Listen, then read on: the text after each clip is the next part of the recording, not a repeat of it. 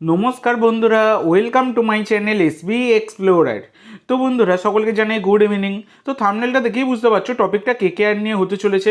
তো বেশি দেরি না করে ভিডিওটা শুরু করা যাক। তার আগে যারা চ্যানেলে প্রথমবার এসেছো অবশ্যই সকলে একটা করে সাবস্ক্রাইব করে দিও। তোমরা সাবস্ক্রাইব করে রাখলে পরবর্তী ভিডিও বানানোর মোটিভেশন অনেক বাড়ে, সেই জন্য অবশ্যই সকলে একটা করে সাবস্ক্রাইব করে দিও। কেকেআরের গতকালকে কিন্তু লাস্ট ম্যাচ ছিল সানরাইজার্স হায়দ্রাবাদের বিরুদ্ধে, যে ম্যাচে কিন্তু কেকেআরকে টার্গেট দিয়েছিল সানরাইজার্স হায়দ্রাবাদ 279। মানে জঘন্যতম বোলিং কিন্তু করেছে কেকেআরের প্লেয়াররা। পুরো কেকেআর টিমটাই ভাঙাচোরা। গত সিজনে চ্যাম্পিয়ন হয়েছিল এবং এই সিজনে টিমটাই বানিয়েছে এতটাই জঘন্য কেকেআর ম্যানেজমেন্ট, সেটা আর বলার অপেক্ষা রাখে না। তোমরা সকলেই দেখতে পাচ্ছ যেখানে বুড়ো বুড়ো প্লেয়ারদেরকে নেওয়া হয়েছে, এক্সপিরিয়েন্স আছে এইসব বলে বলে। তো তারা কি এক্সপিরিয়েন্স দেখাচ্ছে ভাই? কালকে তোমরা যদি দেখো 279 রানের টার্গেট চেস করতে নেবে 168 রানে অল আউট হয়ে গেছে কেকেআর। এবং জঘন্য ব্যাটিং করেছে, যেমন জঘন্য বোলিং হয়েছে তেমন জঘন্য ব্যাটিং। পুরো কেকেআর টিমটাই ভেঙে চুড়ে দিয়েছে কেকেআর ম্যানেজমেন্ট। গত সিজনের চ্যাম্পিয়ন টিমটাকে পুরোপুরি ভেঙে ফেলেছে। কুইন্টন ডিককের কি ছিল, 13 বলে 9 রান করেছে, টেস্ট খেলতে নেমেছে, জঘন্যতম ব্যাটিং কিন্তু করেছে। এছাড়া রাহানে থেকে শুরু করে সমস্ত প্লেয়াররা, আন্দ্রে রাসেল যার ওপর সবাই এত ভরসা করে, কি আছে ভাই প্লেয়ারটির মধ্যে এখন? মানে প্লেয়ারগুলো পুরোপুরি বলতে গেলে হতাশাজনক পারফরমেন্স করছে, একটা প্লেয়ার ভালো পারফরমেন্স করতে পারছে না। তো তোমরা যদি দেখো কেকেআরের যে কোচ, এই পণ্ডিত বেকার কোচ, কোনো রকম আইডিয়া নেই কিভাবে কি করতে হবে, মানে কোনো আইডিয়া নেই। আর ব্র্যাভো তো আরও জঘন্য, তাকে নিয়ে এসছে কি করতে ভাই? অকশন টেবিলে বসে তো কিছুই জানে না, আমরা তো সকলেই দেখেছি কি অবস্থা তার। আর ভেঙ্কি মাইসোর, তিনি তো পুরো দলটাকেই শেষ করে দিয়েছেন। মানে দলটার কিচ্ছু নেই, যেখানে ভেঙ্কটেশ আয়ারকে এত কোটি টাকা দিয়ে দলে নিয়ে এসে পুরো একদম জঘন্য, কিচ্ছু ছিল না প্লেয়ারটার। অত টাকা দেওয়ার মতো প্লেয়ারই নয় ভেঙ্কটেশ আয়ার। এবার তারপরে তাকে কিনে নেওয়ার পর পুরোপুরি অকশন টেবিলে বসে বসে হাততালি মেরে গেছে, অন্য সবাই এরা ভালো ভালো দল গড়েছে এবং কেকেআর বসে বসে হাততালি মেরেছে, এছাড়া কিছু গতি ছিল না।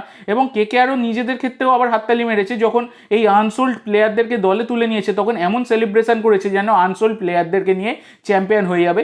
এই রকম বয়স্ক প্লেয়ার যাদের রিটায়ারমেন্টের সময় এসে গেছে তাদেরকে দলে নিয়ে কেকেআর চ্যাম্পিয়ন হবে। অজিঙ্কিয়া রাহানে তার ক্যাপ্টেন্সি জঘন্য। একটা লাস্ট ম্যাচ ছিল যেখানে হারানোর কিছুই নেই, সেখানে নতুন কিছু প্লেয়ারদেরকে সুযোগ দেওয়া উচিত ছিল। আমরা এই লুবনিত সিসোডিয়ার নাম অনেকবারই আলোচনা করেছি, কিন্তু তাকে কি সুযোগ দেওয়া হলো? কিচ্ছু না। তার বদলে এই কুইন্টন ডিকক, যে বর্তমানে টেস্ট প্লেয়ার হয়ে গেছে, তাকে খেলানো হচ্ছে। সে বিদেশি হোক যাই হোক, বিদেশি যদি আমার ফর্মে না থাকে তার জায়গায় স্বদেশি খেলুক, তাই ভালো, কিন্তু ভালো প্লেয়ারকে খেলার সুযোগ দেওয়া উচিত। তো কি অবস্থা কেকেআর টিমটার! এই যে পণ্ডিত, ব্র্যাভো, এদেরকে তো আগে তাড়ানো উচিত, দলটার কিচ্ছু নেই। আর অকশন টেবিলে ভেঙ্কি মাইসোরকে যত দূরে রাখবে মনে হয় ততই বেটার, সেটা আমরা দেখতে পেয়েছি। আর রাহানের ক্যাপ্টেন্সি তো আরও জঘন্য, মানে কেকেআর ম্যানেজমেন্টটাই পুরোপুরি জঘন্য হয়ে গেছে। নতুন প্লেয়ারদেরকে সুযোগ দিচ্ছে না, এখানে রাহানেরও কথা বলা উচিত ছিল। এছাড়া মানে নতুন প্লেয়ার সুযোগ দেওয়ার ব্যাপারে, এছাড়া পণ্ডিত তিনিই বা কী করছেন, ব্র্যাভোই বা কী করছেন?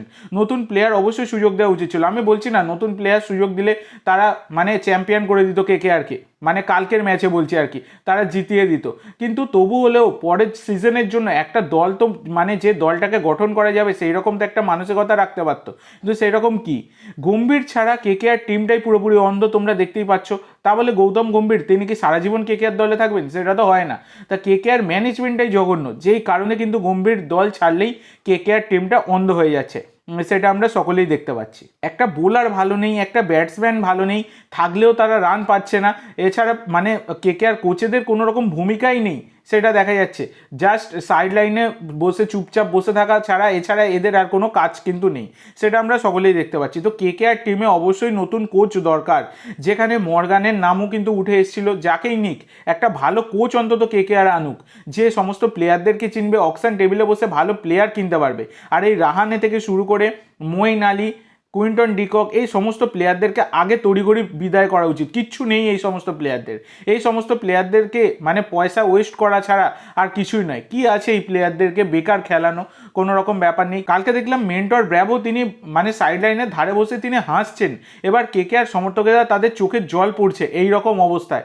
মানে তোমরা ভাবতে পারছো এদের কি আছে, এরা তো এদের টাকা নেবে নিয়ে কেটে পড়বে, কিন্তু সমর্থকেরা, তারা যারা সাপোর্ট করে কেকেআর টিমকে তাদের কতটা খারাপ লাগছে এটা কিন্তু কেকেআর ম্যানেজমেন্টের বোঝা উচিত।